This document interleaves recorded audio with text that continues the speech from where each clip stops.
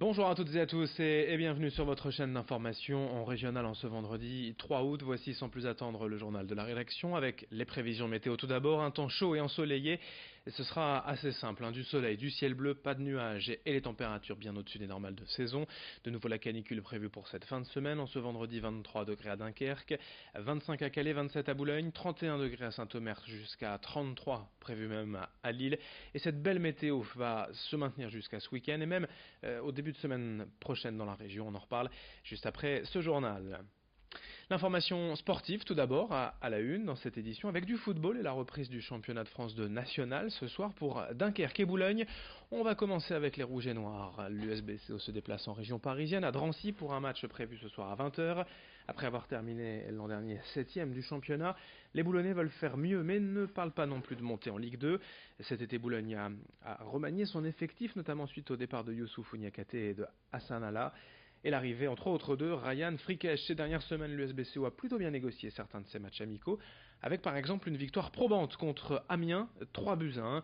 On écoute l'entraîneur boulonnais Olivier Frappoli au micro de Marine Kijek. C'est une équipe qui est promue, donc qui a une dynamique, qui a une stabilité que l'on n'a pas. Il y a un truc qu'on ne peut pas acheter dans la vie, et c'est encore plus vrai dans le sport, c'est le temps.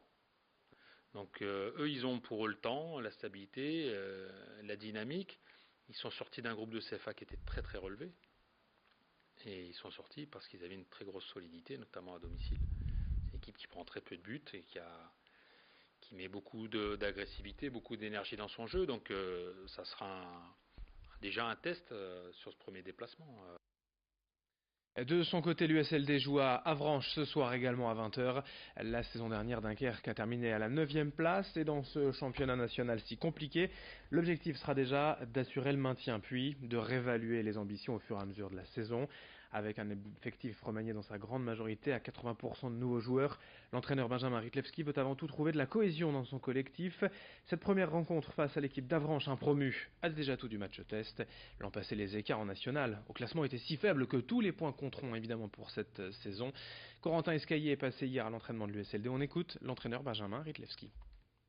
On va attaquer notre 6e saison en national. Je pense qu'on est les clubs doyens avec Boulogne dans cette division. Donc c'est une division qui est très compliquée et pour beaucoup de clubs ne peuvent pas durer dans cette division. Donc nous l'objectif ce sera de faire une septième année consécutive en national. Déjà, on a renouvelé l'effectif à 80% à peu près. On était sur une fin de cycle, donc on est reparti pratiquement de zéro.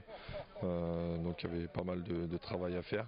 En tout cas, on aborde cette saison avec beaucoup d'envie et pour faire la meilleure saison possible. On a recruté des hommes avant de recruter des joueurs, donc forcément le groupe a vite pris forme. Donc c'était une volonté de notre part d'avoir aussi un bon groupe de mecs avant, et forcément aussi des bons footballeurs. Avranches, Dunkerque et Drancy-Boulogne ce soir à 20h en national. On joue aussi en Ligue 2 la deuxième journée déjà. Valenciennes se déplace à Sochaux ce soir à 20h alors que le RC Lens jouera pour la première à Bollaert demain à 17h face au Red Star. Pour ce qui est de la Ligue 1, le LOSC débute le week-end prochain. Actualité en images également à Lille pour vous signaler les travaux du métro sur la ligne 2, 3 km de barre de guidage à changer. Ces travaux s'étalent sur 2 tronçons. Le premier dès ce week-end du 4 au 6 août de Saint-Philibert à la Porte des Postes. Le second du 11 au 26 août. Durant 2 semaines donc entre la Porte des Postes et la gare Lille-Flandre. À chaque fois ces portions vont être fermées. Aucun métro ne circulera entre les stations concernées. Mais il y aura tout de même des bus de substitution. Toutes les infos sur transpol.fr. On enchaîne avec toute autre chose puisque ce week-end a lieu la 27e édition de la Nuit des Étoiles. Des événements sont organisés partout en France, dès ce soir jusqu'à dimanche. Dans la région, au plus de Capelle-la-Grande ou au Forum des Sciences à Villeneuve-d'Ascq, il y a également des sites d'observation en pleine nature. Cet été, la star du ciel, c'est sans conteste la planète Mars. Cela fait plus de 15 ans qu'elle n'a pas été aussi visible, même à plus de 67 millions de kilomètres de la Terre. Sa position et son intensité actuelle permettent de l'observer facilement. Et la météo devrait être ce week-end beaucoup plus favorable que la semaine dernière, le vendredi soir, lors de l'éclipse de lune. Explication quant au programme et comment se préparer pour bien observer les étoiles avec ces propos recueillis par Vincent Vieillard. On nous demande un petit peu ce qui pourra être observé dans le ciel. On nous pose aussi des questions sur les trous noirs, des choses comme ça. Là, il y aura la planète Mars qui va être bien visible, donc on s'attend aussi à avoir des questions là-dessus. D'ailleurs, nous proposons samedi soir à partir de 19h une conférence sur la planète Mars, justement, puisque cette planète va être très bien visible dans le ciel à partir de 23h, 23h30. Pour finir ce journal, on profite de l'été et du week-end à venir pour découvrir un cocktail sans alcool. C'est notre série de l'été chaque vendredi avec le bar Le Joker à Lille qui nous a accueillis pour une nouvelle recette mise en image par Xavier Silly.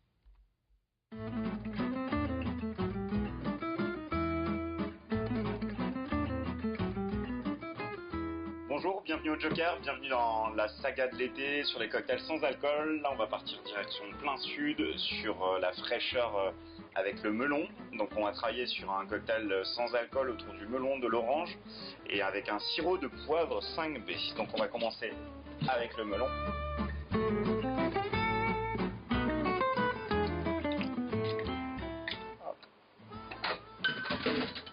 On va mettre de la bergamote pour aller chercher de la fraîcheur.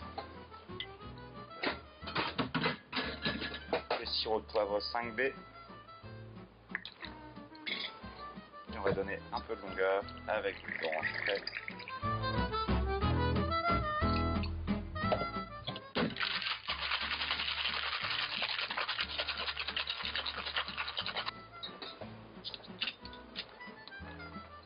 Et c'est parti.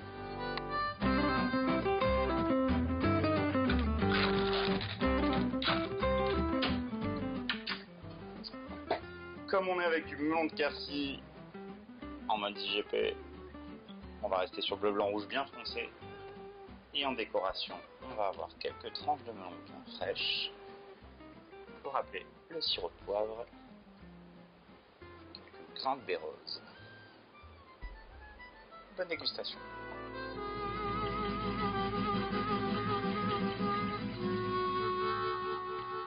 Un cocktail sans alcool à boire, bien évidemment, sans modération. Merci de votre fidélité.